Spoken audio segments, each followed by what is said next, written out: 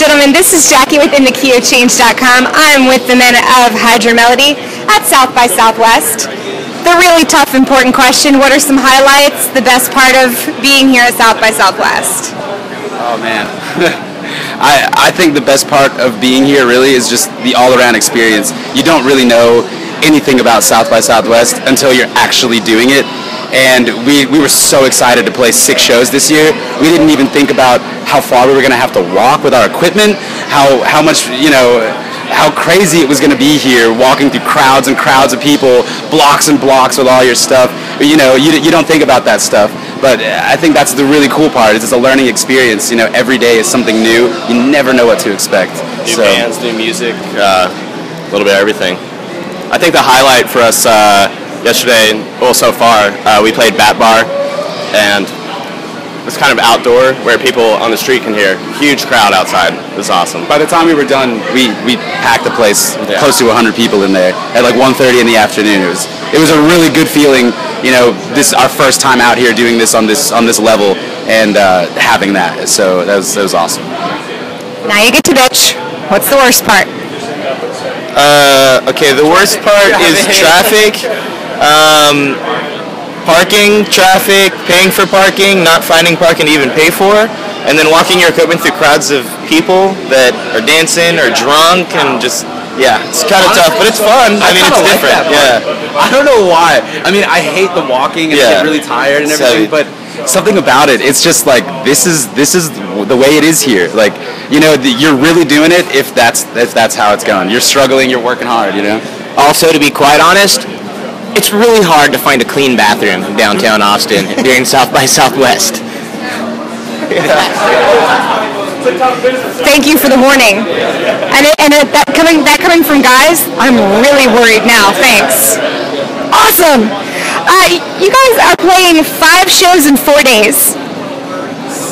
6 shows in 4 days. How do you keep sort of chugging along, and how do you keep motivated? Red Bull. No. Well, you can take us for the plug, Red Bull. It's one of those things that no matter how tired you are, once you hit the stage, you're good. So we just have to push until we get to that moment.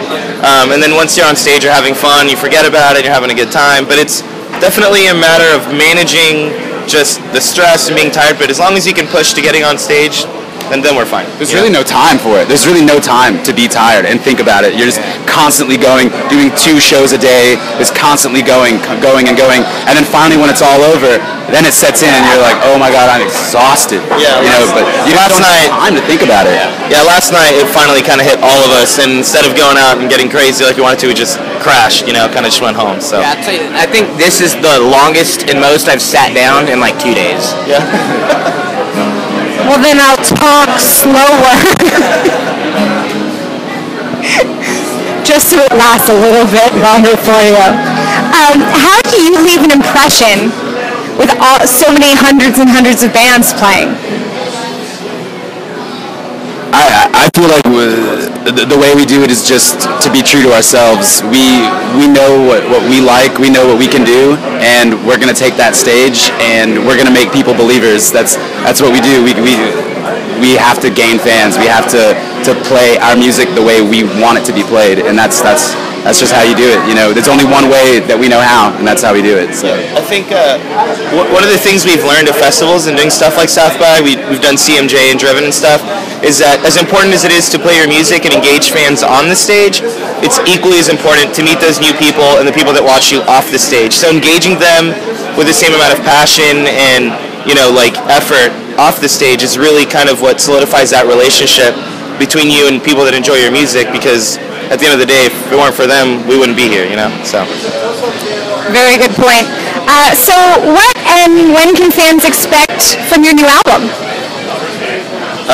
This summer, it's gonna sound completely different. Just me and Jason are new, and so there's only the 2 new singles that we were a part of writing. I mean, and they're so different from the League's different.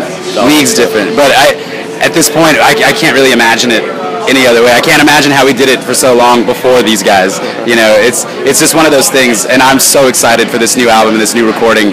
It's just a different process, a different strategy that we're taking, and I think people are really, really going to be blown away. So I also think a lot of this new album, not a lot, but a portion of this new album we're going to be put out is definitely going to be written in the studio, which is something that we're new at doing. The very last song we released, we pretty much wrote that song in the studio, so it's going to be exciting to see what comes out of that. It's just a different approach to recording altogether.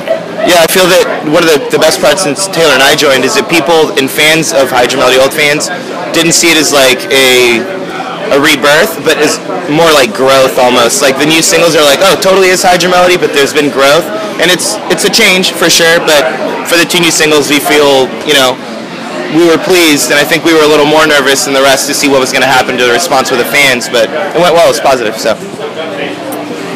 Last year, you guys toured with a lot of national acts from Every Avenue, the Early November, Minus the Bear. I could keep going, but I won't. What are some memorable tour stops? What are some memorable tour stops? Atlanta, Georgia, New York City, Chicago, Illinois. I mean, Atlanta, we just got to play with some really, really good talent down there. We got to see we got to learn almost from the bands that we were watching. I'm not gonna name any bands or anything, but that was a real memorable stop just because of the quality of musicians. New York and Brooklyn during CMJ, just the quality of musicians and bands we were playing with is just astonishing. And we also have a fantastic manager who likes to spoil us when he can, and he put us up at a W Hotel in Atlanta while we were there, and we lived it up. We had such a good time at the Driven Music Festival, and just, it was cool. It's nice to be able to go out on tour for 40 days, sleep in a van for 37 of those days, and then our manager, gets us a W Hotel, surprises us, and we get to live like the rock stars we aren't. You know what I mean? That was probably one of the most memorable tour stops we've ever had. So what's most important? What is up next for Hydra Melody? More touring. We love the road. We can't get enough of it. So as soon as we get back, we're going to finish our record and just get out there. There's no better place. There's no other place you'd rather be. Sleeping in the van, sleeping on floors, playing shows every night. That's the only way to do it. We love it. Excellent. Well, fans, stay tuned for more from Hydra Melody. This is Jackie with Inthekeyofchange.com.